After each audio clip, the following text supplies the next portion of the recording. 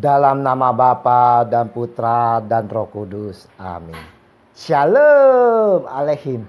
Berjumpa lagi dengan saya pada perenungan hari ini, tanggal 4 Juni 2021.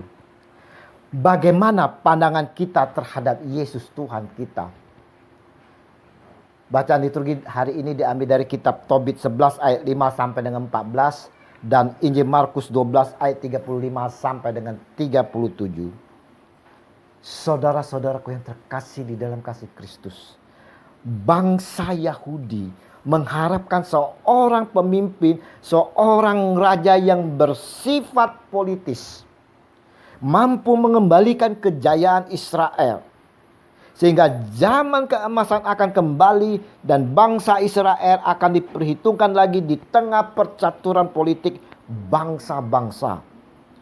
Anak Daud yang diidam-idamkan tentu saja merupakan seorang politikus ulung, panglima yang tak terkalahkan, dan raja di atas segala raja. Gelar anak Daud menjadi sangat bernuansa duniawi, militer, dan politis. Injil hari ini, saudara-saudaraku yang terkasih, Yesus hendak meluruskan pemahaman mereka akan Mesias yang hanya sekedar politis.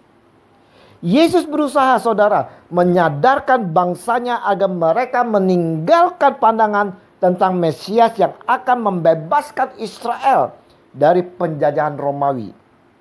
Ia ingin mereka melihatnya sebagai Tuhan di dalam hati dan di dalam kehidupan manusia. Saudara-saudaraku yang terkasih, Yesus seolah-olah ingin membukakan kebutaan rohani dan kecongkaan hati para ahli Taurat yang merasa diri paling mengerti tentang Allah dan segala yang difirmankannya. Mereka merasa sudah cukup kaya dan hebat dengan kerohaniannya dan berharap kepada Mesias sebagai pemenuhan hasrat duniawi semata-mata. Yesus tidak berkenan kepada kecongkakan hati dan hasrat duniawi yang membutakan manusia ini, saudara.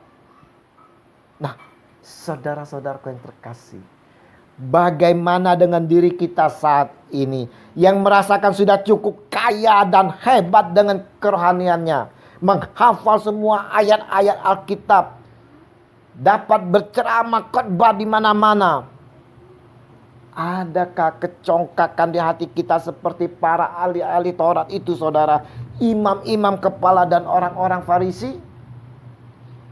Bagaimana pandangan kita terhadap Yesus? Apakah hanya sekedar raja duniawi? Kita, saudara-saudara, kurang lebih sama dengan mereka. Sama dengan para ahli Taurat yang ada di Injil hari ini. Selalu memakai pemikiran logika semata-mata. Mata rohani kita tak terbuka. Kita dibutakan oleh kecongkakan kita. Dibutakan oleh kegeogesan kita, saudara. Berapa banyak dari kita yang jika berdoa, saudara, meminta dan mengharapkan dari Tuhan adalah hal-hal duniawi, kesuksesan, rezeki, kebahagiaan, dan lain-lain sebagainya. Ini semua, saudara-saudara, tentunya tidak dilarang. Namun, jika tak terkabulkan, saudara, kita akan mulai bersungut-sungut dan marah kepada Tuhan. Tuhan tidak pengertian, Tuhan tidak berpihaklah, dan sebagainya, saudara. Di saat sakit, saudara, telah berdoa berhari-hari, bahkan bertahun-tahun, namun tak kunjung sembuh. Kita marah kepada Tuhan. Tuhan tak memperhatikan, Tuhan tak kasihan, Tuhan tak peduli. Pandemi ini, saudara-saudara, yang berlarut-larut tak tahu kapan berakhirnya, telah banyak memakan korban. Kehidupan menjadi terpuruk. Kita pun marah kepada Tuhan. Tuhan di mana? Ini semua karena kita memakai pemikiran logika kita. Kita tak memakai mata rohani kita, saudara. Perenungan hari ini, Yesus mau mengajak kita semua untuk selalu dan selalu memakai mata rohani. Kita diminta segera menyadari untuk tidak terseret oleh arus duniawi yang membuat Yesus tidak berkenan.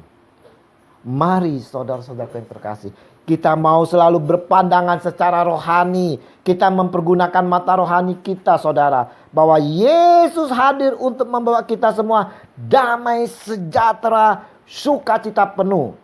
Yang sakit disembuhkan, yang pincang diberi jalan, yang buta dimelekkan, yang berduka saudara diberi penghiburan.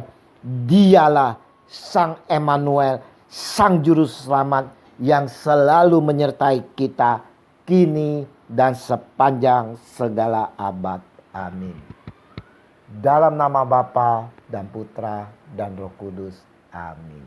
Shalom.